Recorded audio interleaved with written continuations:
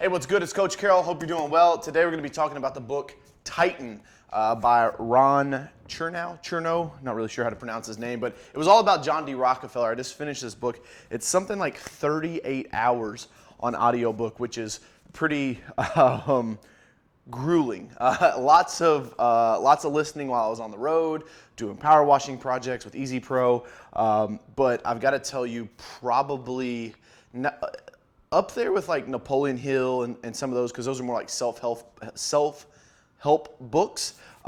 This book, I could probably say, was truly like one of the first biographies that I've read. Other than like the Diary of Anne Frank and some of the stuff that you read in school. But this book was actually, I'm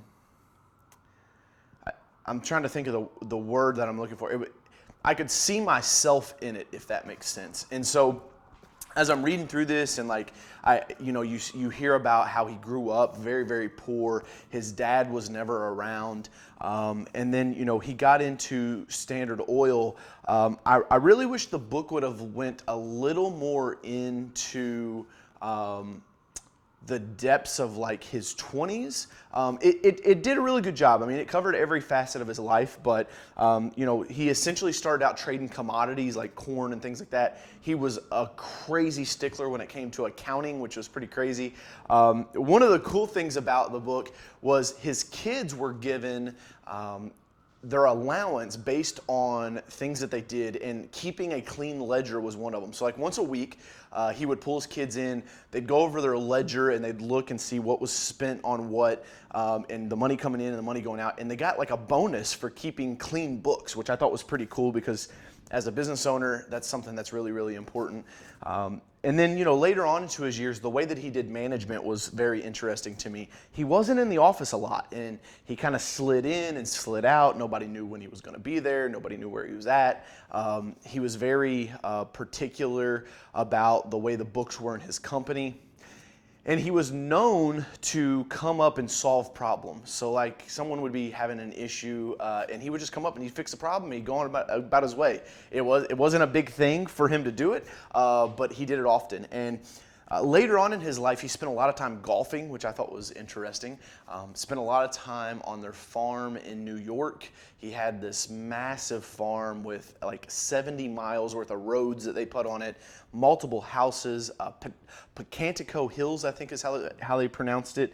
And it was astonishing to see how smart this guy was and how he made moves. And when they got into like the oil tycoons and competing against other people and buying them up, he would tell them, he's like, listen, take shares in Standard Oil. It's going to be worth a lot more than cash.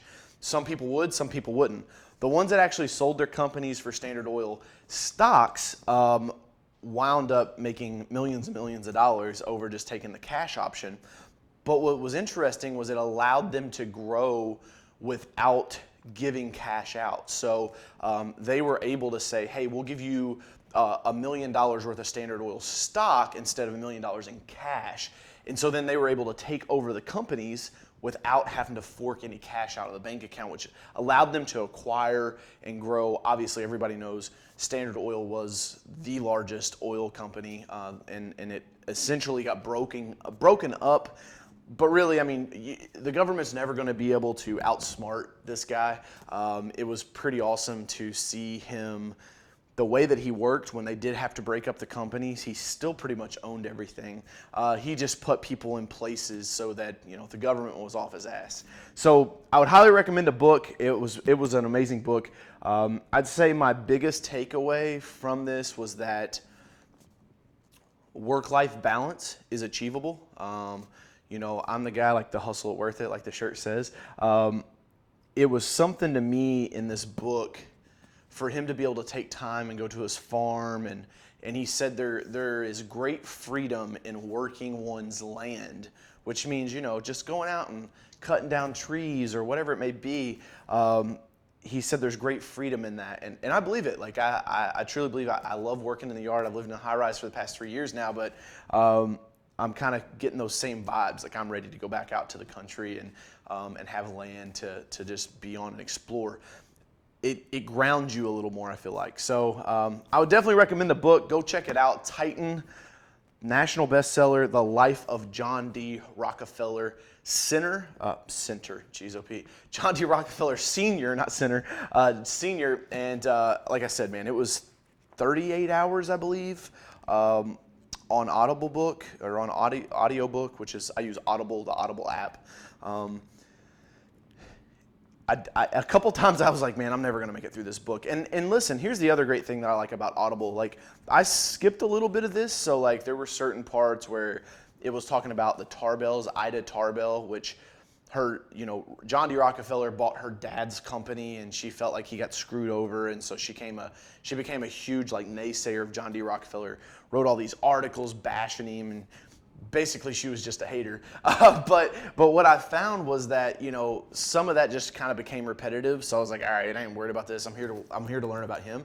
And I want to encourage you to do that. Like, don't be afraid when you're reading a book, either like reading it, or on Audible, fast forward through stuff that doesn't seem interesting to you. There's nothing, you don't have to, this isn't school. We don't have to require ourselves to read something that's not entertaining or not fun. So I definitely recommend go checking out the Titan book and putting the philosophies and principles that you'll learn in this book to use. And then lastly, I just wanted to ask you to leave a comment below. What's one of your favorite biographies or business book that you've read, and so that maybe I can check that out and do a review. I don't think I've ever done a review here on the channel.